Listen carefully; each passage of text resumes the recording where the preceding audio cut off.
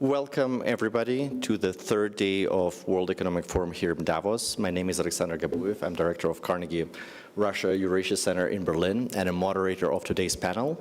It's on the record, it's live streamed, so everybody who wants to tweet about it or X about it should use hashtag WEF26. We're going to talk about issue that may seem arcane but actually has a lot of policy relevance, and that's the health of the Russian economy, whether Russia can sustain its war economy, and what policy options and policy dilemmas is Europe facing when dealing with Russia that's now entering its fifth war of aggression of against Ukraine. As you will see, this great panel doesn't comprise anybody who is an economist working on Russia as a full-day job. So what I would suggest is that we will discuss the health of the Russian economy for sure, but we will delve more into the policy dilemmas and options available for Europe. And we'll talk about 20 minutes or so among ourselves, and then we turn it to the audience for questions. So be prepared. And I think that my panel today comprises of Oana-Silvia Toiu, who is a foreign minister of Romania, Sviatlana Tsikhanouskaya, who is leader of Belarusian Democratic Forces, and Alexandru Munteanu, who is prime minister of Moldova. So for the last 4 years, the topic of the health of the Russian economy has been hotly debated. I guess with the start of Russia's invasion that shocked many people. We just discussed that, and many people were absolutely unprepared. Alexander told me that he returned to Kiev on February 23rd, not anticipating Russia's full-scale invasion. The avalanche of sanctions unleashed against Russia shocked even some policymakers in European capitals. And then the predictions were that the Russian economy will tank very fast. The projections of dip in GDP were in 30% ballpark territory and so on. What we experienced was paradoxical, measured against this expectation, but not so paradoxical towards historians of the economy. Russia's economy has experienced a moderate wartime boom. Growth in GDP in 23 and 24 and 25 was around 4%. We saw strong ruble at some point, and we saw all of the major economic indicators, with the exception of the central bank's key rate, staying in a territory that signals robustness and health. So Putin was able to finance his war throughout these 4 years of mounting sanction pressure. However, as we are entering 26, the Russian economy starts to flash red. There are some signs that should keep people in Moscow, particularly people who manage Putin's economy and who are probably the most competent part, much more competent than his generals, really concerned. What I'm talking about. If you look at growth, growth is projected in a territory of 1%, or recent IMF forecast is 0.8%. That's a far cry from what Russia has experienced before. Not the end of the world, but it's very palpable that the economy is cooling down. Inflation. The central bank has put a target of 4 to 5% inflation for last year. They ended up with the official inflation of roughly 6%. And then all of the alternative measurements tell us that the real inflation is actually higher than these numbers, which means that the Russian central bank will need to maintain its very high borrowing cost, very high key rate, 60% currently, which not only increases cost of borrowing money for businesses, but also increases it for the government. Before the war, the Russian government has spent 4.4% of its budget expenditures on paying for the debt. This year, the figure will be 8.8% budget expenditures. Not the end of the world, lower than UK and the US, but a twofold increase. And then with the current oil price, with everything what's happening in the global commodities market, we see that the Russian revenues will fall short of expectations. Russia is raising taxes, including value-added tax, that also has adding to inflation. So whether that will have an impact of Putin's ability to conduct the war, I think consensus among economists is that he will have resources to continue for at least 12 months or more. And then when he arrives there, it's not the trade-off between stopping the war or continue, it's whether if you want to continue, you need to make painful choices and cut some expenditures on infrastructure, healthcare, and tightening the belt. So it's clear that this era of maintaining stability and funding a very costly war is over, but it's not over to the extent that the regime runs out of money to continue it. And here comes the first question, Anna, to you as a European policymaker. So throughout these 4 years of confrontation, European policy has been to not only punish Russia for its illegal invasion of its neighbor, but also to squeeze it and make resources available to fund the war smaller. Now we are about to enter year 5 of the war. How would you describe European victory plan in this economic warfare against Russia? And what time frames do we operate? Like, when is the point where you think that this will finally kill the beast? Well, we have seen one estimation of the time frame of the war that came from Putin that said it's going to be finished in 3 days, and now we're 4 years into it. So I don't think estimates in terms of clear deadlines is something that we can, unfortunately, we cannot offer. But there are some things that are clear, and I would go back a bit more in time, the Crimea first incursion from Russians. And there I think a lesson is clear now, and it needs to be very clear for Europeans, the United States and the world, is that the lack of proper reaction then, also in terms of sanctions, in terms of economic pressure, in terms of cutting off from importing Russian energy sources or business ties to the level they were at the moment, had a direct effect in making sure that we didn't have enough deterrence or discouragement capacity collectively, and that is one element why we have seen the war of aggression being started in 2022, I think. Have we had the proper reaction together internationally? Back in 2014, or even earlier than that, when Georgia was started to be at stake, I think that would have been a stronger message that might have discouraged future actions. Now, you cannot turn time back, but you can be focused and clear on the lessons that history teaches you. Therefore, I think it's very clear that we cannot give up now on the intensity of the sanctions or on the future steps going forward. And here, I think it's also needed that they are coordinated internationally. In the European Union, we had more than 20 packages of sanctions that, in a way, can be seen from an angle of victory, in the sense where we have achieved the necessary unity to take those decisions.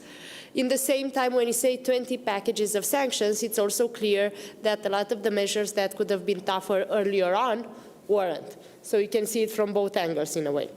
But I think international cooperation needs to be the key in the future as well, because we can create the proper pressure where we see better numbers than the ones that you have put forward, only also through the transatlantic cooperation, for example. We have seen a very clear effect when the United States has come forward with potential sanctions on the oil companies. We are still optimistic on the idea that the pressure is going to be kept in terms of the assets that need to be sold in order for those companies to continue. And I think beyond the pressure that is needed, so Russia doesn't have enough financial resources to continue indefinitely investing in the war, there's also another element to it, specifically in our region, which is it is a moment in history, a moment in time where, because of the international pressure and consensus, almost consensus, we can also minimize the ties, the economic ties we have with Russia.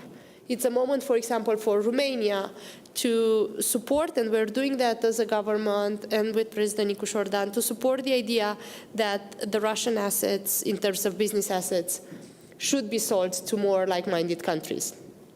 for example.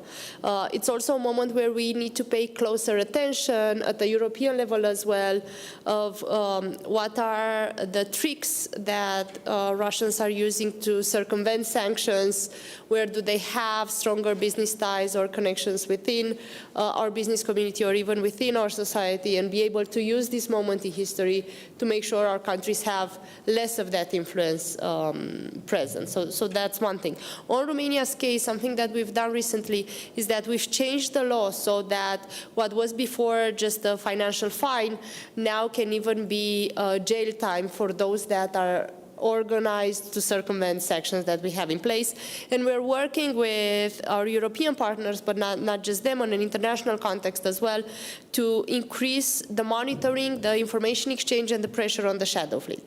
Because we're quite clear that that is now an instrument that Russia is using to continue to fund the war efforts, and also something that every time it is disturbed, it creates a direct, immediate impact. Thank you so much. That's very clear. I will come back to you. You've mentioned something which is very important, which are loopholes that Russia uses to circumvent the sanctions. So, Sviatlana, my question to you. Recently, we've seen that the Trump administration has adopted a posture towards the Lukashenko regime in Belarus, in your home country, that there is a release of political prisoners, including your husband, including many people who are heroes for us, who stood up for human dignity and Belarus democracy, in exchange for sanctions relief. The concern in European capitals that are here is that Belarus, with less sanctions pressure, might be used as a conduit for Putin's sanctions circumvention. And that creates real policy dilemma. That is why you sense that some European capitals are very timid in following Trump's lead and easing sanctions on Belarus. So what would be your advice? How would you see that as a leader of Belarusian liberal democratic forces?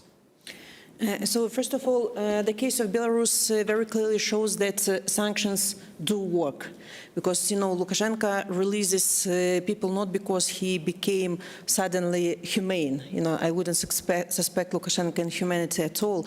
He does this because sanctions do work and isolation works, and he is ready even to release his biggest enemies just, you know, to get rid of this these sanctions. And in our case, we developed formula, American sanctions for freeing people, European sanctions for freeing the country. You know, in our case, European sanctions are much stronger than American one, and without, let's take potash, for example. America lifted sanctions on potash, but without transit through Europe, especially Lithuania, it will not make too much profit to Lukashenko. And so that's why European sanctions have to serve to irreversible bigger changes in Belarus. And of course, you know, in the case of our country, I'm so grateful to John Cole, special envoy on Belarus, for his, you know, really intensive work on releasing people. But we ask Europe not to copy President Trump's policy regarding sanctions, because you know, we need some safeguard, you know, for Belarus. And definitely, you know, when we're talking about weakening Russia, we don't have to forget about the countries who are that are supporting Russia in this war. And definitely, Lukashenko's economy is working for Russia. You know, about 200 Belarusian enterprises are producing military stuff for Russia's war. Most of Russian missiles complexes, you know, are using Belarusian chassis, and Belarusian banks are used for military contract. So that's why it's very important to harmonize sanctions between the Belarusian regime and Russia to avoid usage of these loopholes. So of course it's not time, you know, to lift sanctions on Belarusian regime, because it will definitely strengthen Russia. So that's why not all the instruments are are still used. For example, closing of the European Union and Belarusian border might be very effective instrument, to put pressure on the regime. And also, it's very important to keep in mind secondary sanctions, like Lindsey Graham bill on tariffs, just to punish those countries who are supporting Russia in its war. Thank you. That's very clear. Alexander, now we're talking about some of the strategies that the Trump administration is using to end the war.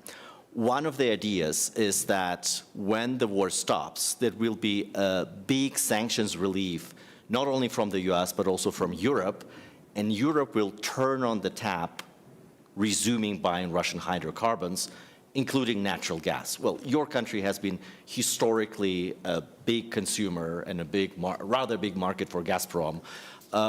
What's your view whether that's feasible and whether that's advisable? Well, the short answer is it might, but I attach very low probability to this outcome. That's why I would rather focus on something which is important, and because we have very little time, I should say that I completely share the analysis done by my colleague Oana. She summarized in a nutshell very well, and actually I am quite flattered to be invited to this panel, because despite my work in the region and long stay in all the countries in the region, including in Russia and Ukraine, and made investment even in Belarus and obviously Romania and Republic of Moldova. I don't consider myself an expert on the geopolitics, but this being said, we are all scholars of history, and I would go back in time even deeper than Oana did. Thanks to my age, I've learned the history not just from the books, but also from my own experience.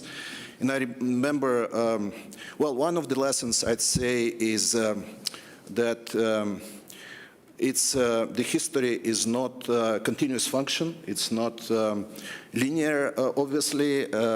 It's rather discrete. I would rather use the terminology from, well, famous now Nassim Taleb's book. And swans are flying of all colors in all sorts of different directions, and countries are jumping forward, sideways, and backwards all the time. But I'm coming back to '89, which I remember very well, when there were all sort of late perestroika. Everybody was in love with Gorbachev. Everybody saw that there would be gradual transition, and then all of a sudden, well, now obviously the historians say that that was logical, but all logical in history, it's all retroactively. The wall of Berlin fell, and then we watched with great attention the events in Romania, the revolution in December, and the main prediction was that the Ceausescu regime will somehow resist, but it didn't. And then quick forward in '91 in August, that quick putsch of 3 days, and still it was a feeling that somehow the Soviet Union, or whatever it's going to be called, would persist, and it didn't. It collapsed, and so all those. And by the way, I think we are now, in light of the events yesterday, are watching another transformation, referring to Prime Minister of Canada's speech yesterday. Not a gradual transformation, but rather a rupture in the world order of things. So now, almost 4 years after the war in Ukraine, I can say that there have been several lessons learned. Kind of addressing and quick comment to your statement about Russian economy showing some growth and some signs of red flags. Recently, well, obviously there is a a macroeconomic consensus on the fact that the expansionist model Russia is applying right now is unsustainable in the long term. In the short term, of course, by the way, many wartime economies, including, sorry for this parallel, Nazi Germany, was growing till a certain point. Last century, so it's not something, it's not a miracle, but there are some limitations to that model of expansion. There is a natural deterioration of the economic base during this process. So it's not the question whether it's going to collapse. It's the question when it's going to happen. The question of timing. And I'd say that. Well, in case of Russia, if we look deeper, and you probably know better the Russian sort of mentality, but I think Putin has a very unique type of population, which is very docile and in the same time very supportive. In the same time, I think if at some sort of referendum there would be a discussion whether city X, I don't know, any city, Saratov, would prefer to use 40 million to reconstruct the city or to use it for one single shot of Oreshnik. Somehow I have the impression that the majority of the population say, well, let's go with Oreshnik. Okay, we can debate that, but it's undoubtable the fact that the war gets quite a big support of the population, and of course there is a lot of propaganda going on. And by the way, for us, the country which has been probably the most affected after Ukraine, it's one of the lessons learned. You cannot sit on the hands and wait. And propaganda, all those hybrids. Instruments Russia is applying, they are there, and we experienced that during elections. You mentioned that energy dependence, and indeed we've been quite dependent. Now we are not anymore, thanks to all the things we've done over the last 5 years. And also, I agree with you with the fact that the Russian regime, they've learned, and they are using actually the Western democratic system, including the legal and the freedom of speech, right? We've been attacked with the traditional Western kind of criticism, freedom of speech, but can we accept freedom? Well, we accept freedom of speech. Of course, we take the basic fundamental democracy principle. But what if it's a fake news? What if it's a misogyny or it's aggressive? Well, anyway, I stop here. There are a lot of things to be done. We are moving into the right direction, but more should be done and we should help Ukraine. We stand with Ukraine. That's my solution. In line with the democratic tradition, I would now want to give the audience the opportunity to ask questions. So please raise your hand, identify yourself, and be concise and ask one question. Please. Yep, thank you very much. I'm a journalist from Chinese media, Cai Xin. And recently we have seen the President Sandu of Moldova again just proposed the idea that pursue a reunification between your two countries. So although we know that the process could be very either complex or even controversial because it's very unprecedented for either EU or the NATO for existing members to enlarge its territory. But would you think this call, or if the negotiation between your two governments can be formally kick off, would it be a useful deterrence to Putin or to Russia? And secondly, now people are talking about the idea of so-called trilateral world or tri-polar world that China, US, and Russia should have own its respective so-called the sphere of influence. But as the actors, existing and the living actors who represent the population on the ground as middle power countries, how would you respond to this very abstract idea of the current international relations descriptions? Thank you very much. None of the question relates to the panel, so I give you one question for ask. So I give you the opportunity to answer that if you want to. Yeah, sure. I just spoke with President Sandu, who I was honored to be the guest of Moldova at the end of last year. Now, one thing that it's worth mentioning for the international community is that this is not news for us in the sense in which it is an idea that has been discussed by our citizens throughout time, throughout the history of our countries, due to the history, geography, the same language, culture, and so on. So that is one factor that is very important. This being said, Romania's position is very clear that the path forward also for our countries, our people to be closer together is integration in the European Union. And we're strong supporters of the enlargement of the European Union, both from the East and from the West. In the same time, this is not a decision of governments, this is the decision of citizens. And when President Sandu has spoken, when my President Nicu Șordan has mentioned the topic, they have both referred to the will of the people. So any step forward in that direction is directly connected to what will citizens of Moldova or citizens of Romania consider.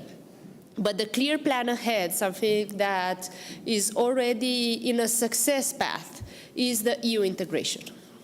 Thanks. Alexandru? Just very quickly, I fully agree with what Oana said. Our relationship with Romania now is better than ever. This being said,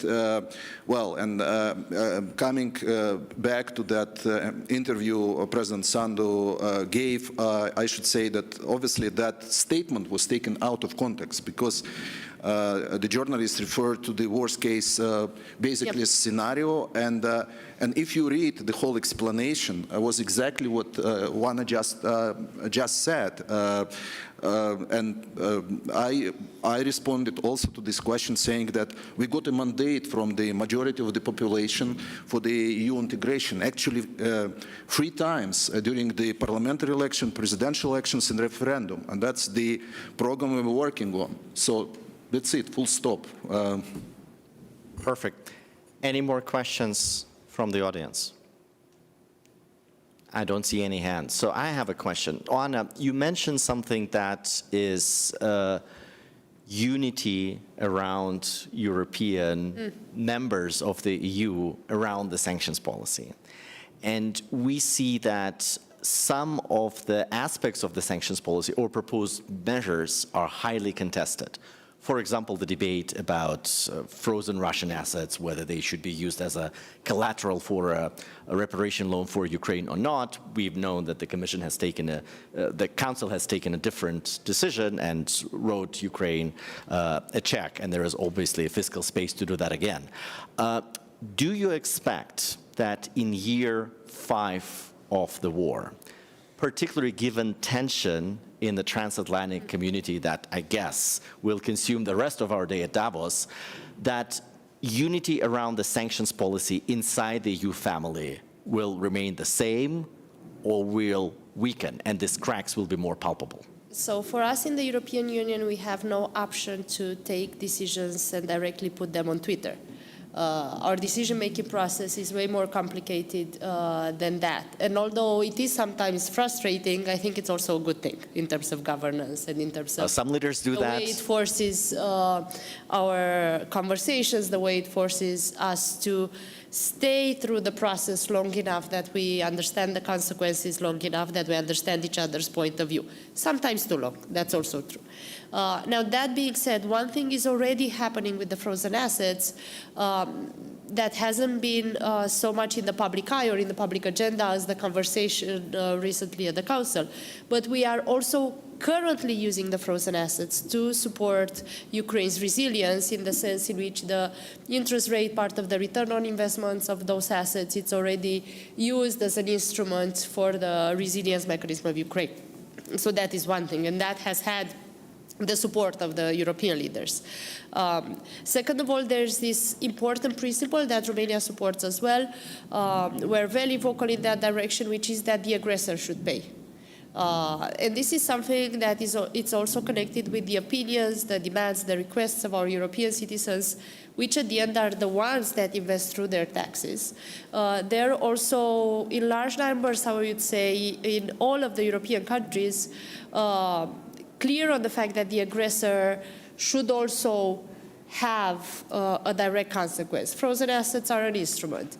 What we do in the future with Russia is another type of conversation path. And something that I want to mention that I think is also very important, and here Moldova, Romania, we're working together in that direction, other countries inside the European Union and in the Balkans, in the region as well, which is to also be able together to diversify the commercial lanes, to diversify the infrastructure needed for energy flows, for example, to make sure that we use this moment in time so that even when the war is over, even when peace is achieved, we would have constructed together a way that goes around Russia, logistically, but also in terms of the energy market, also in terms of the commercial flows.